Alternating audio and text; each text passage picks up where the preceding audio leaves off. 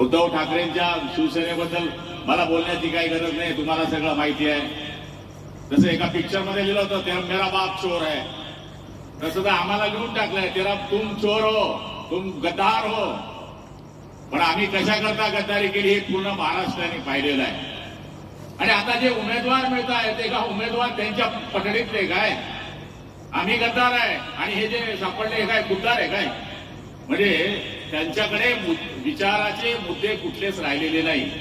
माझ्या माहितीप्रमाणे ही निवडणूक गुलाबराव पाटलाच्या नगरपालिकेची निवडणूक नाही, ही गटर वॉटर मीटरची निवडणूक नाही, ही जिल्हा परिषदेची निवडणूक नाही. 25-15 घ्या आणि काम करा ही निवडणूक नाही.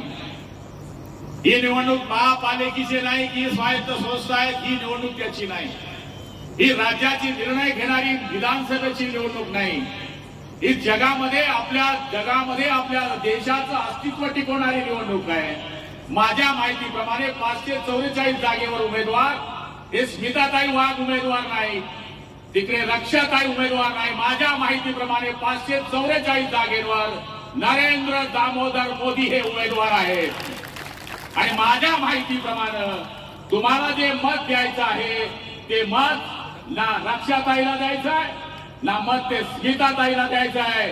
तुम्हाला मत द्यायचंय ते मोदीला द्यायचं आहे, ज्याला बघितल्याबद्दल पाकिस्तानची सुद्धा चड्डी फाटते अशा माणसाला तुम्हाला मत द्यायचं आहे. ज्यांनी या देशाचं नाव लौकिक केलं, पुऱ्या जगाला त्यांनी दाखवून दिलं की भारत देश हा सगळ्या देशाच्या बरोबरीला येऊ शकतो. ज्यांनी या देशाला 5 क्रमांकावर आणलं, ज्यांचं स्वप्न आहे की या देशाला 5 वर्षानंतर 3 नंबरवर आणायचं आहे आणि ज्यांचं स्वप्न आहे की 2047 साली या देशाला महासत्ता बनवायचं आहे, त्या मोदीजींना आपल्याला मत द्यायचं आहे. आणि माझ्या माहितीप्रमाणे कार्यकर्ता जर पेटला तर माझ्या माहितीप्रमाणे भगवा झेंडा फडकायला टाइम लागत नाही. आणि दादाने खंत व्यक्त केली, आपण असं धरून चाललो, आपण दिल खेळतोय आपण अजून 1-2 त्यांच्याकडे, दुर्योधन आपल्याकडे. पण मला माहिती आहे सत्य काम करणाऱ्याच्या मागे सुद्धा परमेश्वराचा आशीर्वाद असतो आणि जो सत्यतेने काम करतो त्याच्या मागे सुद्धा जनतेचा आशीर्वाद असतो. आम्ही जे 40 लोक 50 लोक गेलो ते कशा करता गेलो? शिव्या खाण्याकरता, मोबाईल बंद करण्याकरता, आमच्या मायबापाचा उद्धार करण्याकरता नाही. जी शिवसेना प्रमुखांची, प्रमोद महाजन आणि गोपीनाथ मुंडे साहेबांची युती होती, जी अटल बिहारी वाजपेयींच्या आणि लालकृष्ण अडवाणींच्या आशीर्वादाने युती चालली होती, त्या युतीमध्ये खोड निर्माण झाला, तिथं तरा निर्माण झाला. म्हणून ते बाळासाहेबांचं स्वप्न की ज्या बाळासाहेबांनी सांगितलं होतं जर काँग्रेस बरोबर युती करण्याची वेळ आली तर मी शिवसेना नावाचं दुकान बंद करून टाकेल, त्या बाळासाहेबांचं स्वप्न साकार करण्याकरता आम्ही या ठिकाणी आदरणीय मोदी साहेबांच्या आदेशानं महाराष्ट्रामध्ये युती केली. अशी अनिल दादा नशिबवान आहे. अपघात पहिल्याच वेळेस निवडून आले, 25 साल तो भाजप केले, पण 3 वेळेस तुम्ही पडले. नंतर तुम्ही निवडून आले, भूमिपत्र म्हणून निवडून आले. योगायोग बघा, आमच्या मागे तुम्ही आले, मंत्री झाले. पहिला नशीबवान माणूस आहे. पहिल्याच वेळेस, पहिल्याच टर्म मध्ये मंत्री झाले, ते पण कॅबिनेट. मला राज्यमंत्री व्हायला 30री टर्म लागली, ती 38 भेटली. फोटो यायचा टीव्हीवर, मंत्री बननेवाले. मी कोटबीट शिवला नाही बरं त्यावेळेस सुद्धा. मला म्हणलं हा कोट दुवाड असते, हा जर घातला तर माणूस मंत्री नाही होत.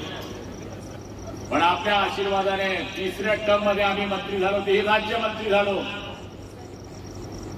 नंतर देवाच्या कृपेनं शिवसेना भाजपची सत्ता आली होती, पण कोणी ती सत्ता बदलवली हे मी सांगण्याकरता उभा नाही आहे.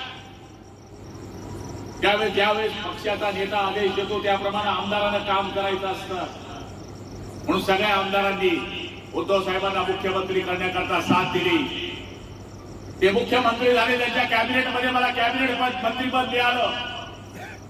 पण ज्यावेळेस आमच्या लक्षामध्ये आलं की आपण आपल्या विचारांपासून लांब जातोय, त्यावेळेस आम्ही सगळ्यांनी त्यांना सांगण्याचा प्रयत्न सुद्धा केला.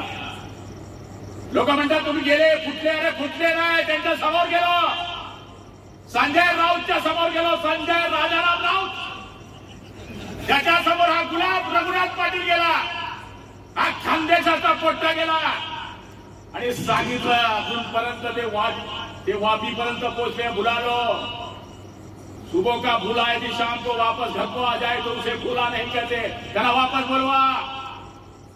त्यावेळेस या लोकांनी आम्हाला हिरवलं म्हणून आम्ही 20 आमदार गायब झालो. मला घ्यायला कोण आलं? हे आले इथे गौ महाजन, ते मंगेश चव्हाण सफाई कामगारचा ड्रेस घालून आले. कोण आले माझ्या बंगल्यामध्ये?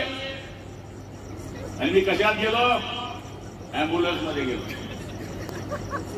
मी 33 नंबरवर गेलो आहे म्हणून जे मला गद्दार गद्दार म्हणतात ना, मी बेट्यानं वॉच केलं की आपण चुकलो आहे, चूक दुरुस्त करू शकतो, आपण पुन्हा आपल्या आपल्या वळणावर येऊ शकतो. म्हणून मी काय पहिल्या लाईनीत नाही गेलो, नंबर 33 वर गेलो. आमचे तर 14 आमदार पहिले चालले गेले होते, आबासाहेब 4 आमदार पुढे होते. मी विचार केला आपण इकडे थांबले तर बुलढाण्यापासून नागपूरपासून तर दादरपर्यंत कुणीच दिसेना, मी एकटाच. 4 खांदे चालले गेले, मग आग्यानं काय करू? मी नवी धरला मुरकर मागून टाकली, मग चिल्लर गिरीश भाऊने मंगेश दादा राम बोलो भाई राम बच गया काम. आणि हे सरकार आलं 2.5 वर्ष, या सरकारची प्रगती आणि गती